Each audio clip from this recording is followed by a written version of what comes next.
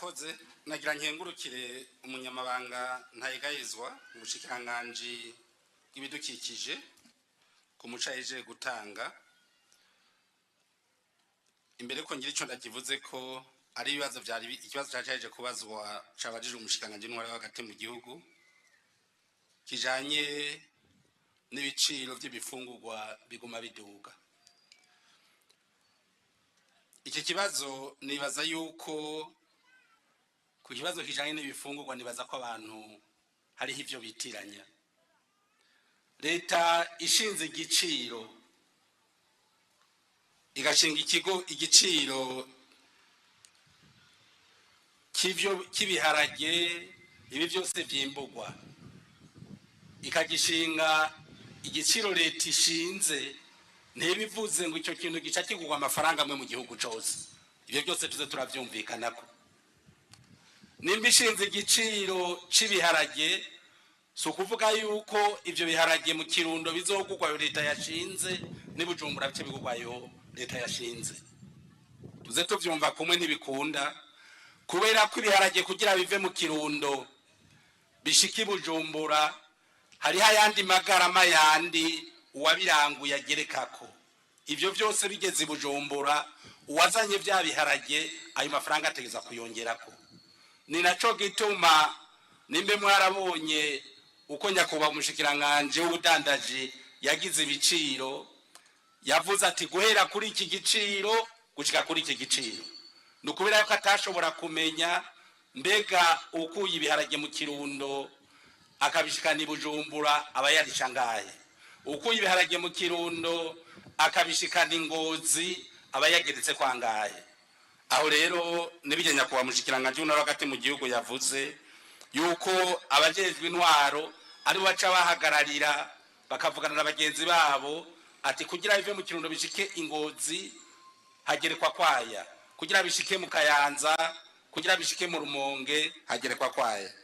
Ivyo rero nibaza ko rero twoza turabitandukanya. Nituvuge ngo leta yashinze igiciro ngo hanyuma ngo igiciro kizoca kiba kimwe ku isoko mu gihugu cyose nivyo kunda. Ikindi nagira ngira ico cikirije ko ni kuri iki kibazo kijanye na Anagesa n'ikigo cy'igihugu yavyishuye, ariko ico nagira nshikirize niki ico twitiranya naho nyene ngaha nuko tuzi neza yuko kubera kahise twaciyemwo aho umurimyi ashoye ku isoko wewe ugiye gusuma ayo umuhaye acatwarayo nyene.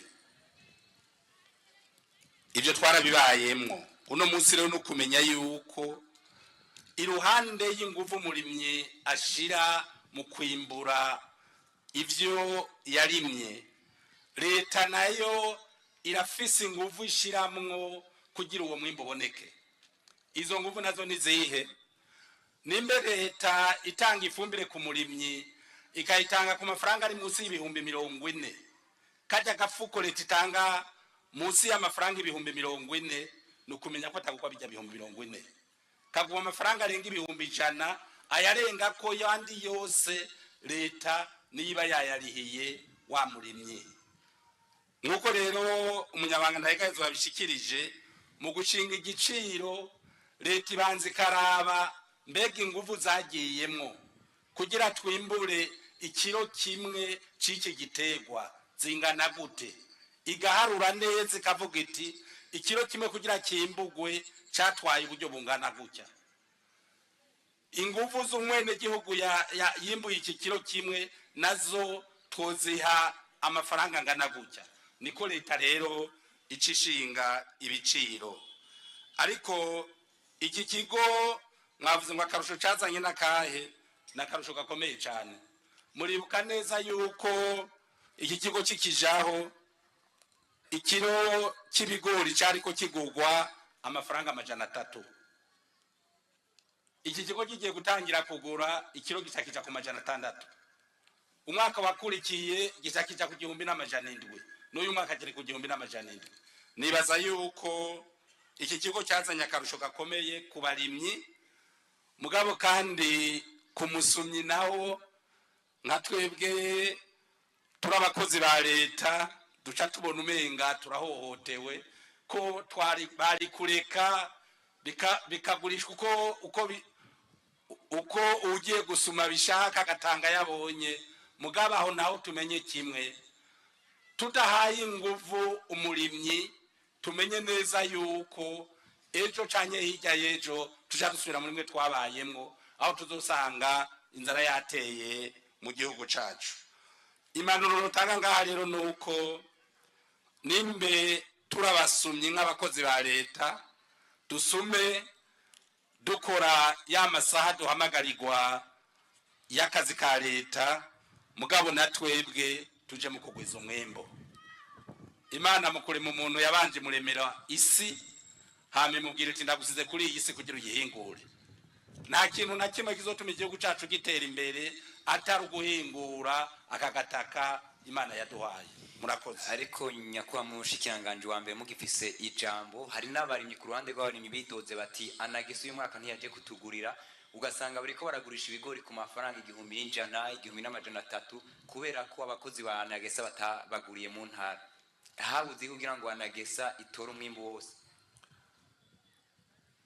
Uyu mwaka leta ntiyari bwatangire kugura ibigori, niryo genekerezo nyakuba umunyamanga ntayegayizwa yashikirije bazotangira kugurira ku mwimbo ibigori.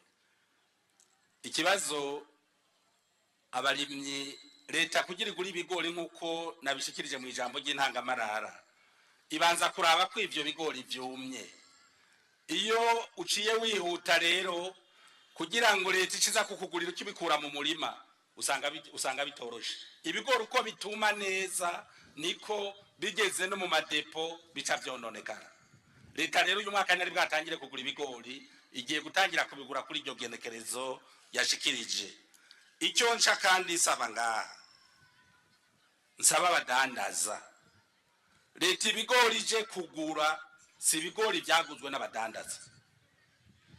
Leta ije kugura ibigori by'abarimyi bavyirimiye, berekana naho bavyimbuye barabirimye.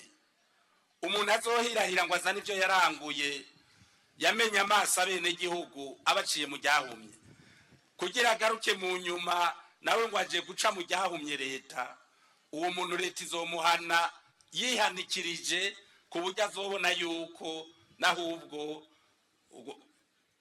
kumena amaso umwene gihugu atari ivyo ngombwa, nahubwo igikenewe cyane ari uko nawe agenda agafata isuka nawe akarima, akamenya ico cuya umwene gihugu abira ariko ararima, nawe ko izo nguvu zikeneye guteza